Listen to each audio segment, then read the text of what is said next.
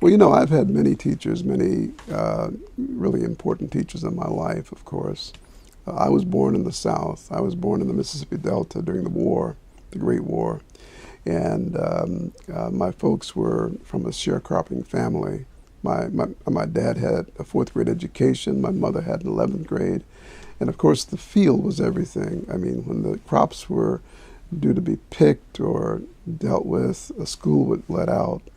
And I was born in a house there. My grandmother was the midwife when I was born, and she was kind of a village doctor.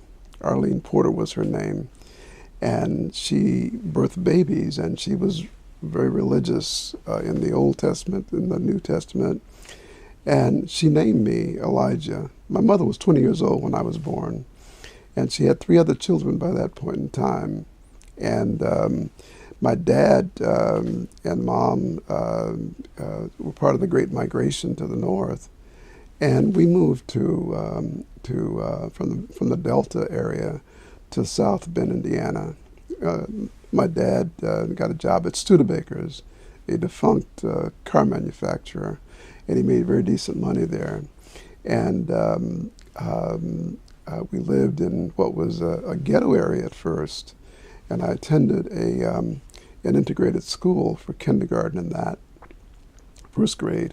And then my folks moved to an integrated neighborhood after my mother had developed a business, a grocery store.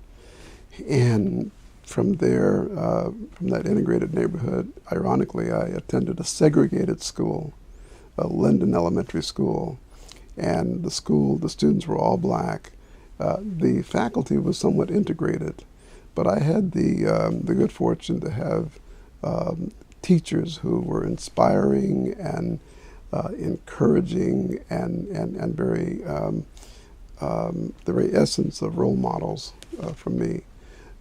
People like Mr. Ed Myers stand out. He was my homeroom teacher. Teachers like Joseph Luton, who was another homeroom teacher. Both of these black men were important to me, and they encouraged me. And from that elementary school, I went on to Central Junior High School in South Bend, and then from there to Central High School. And that school was integrated, and a very good school in South Bend it was. And I had important teachers there as well. But then I matriculated at Indiana University in Bloomington, and there I met important teachers as well, for me anyway.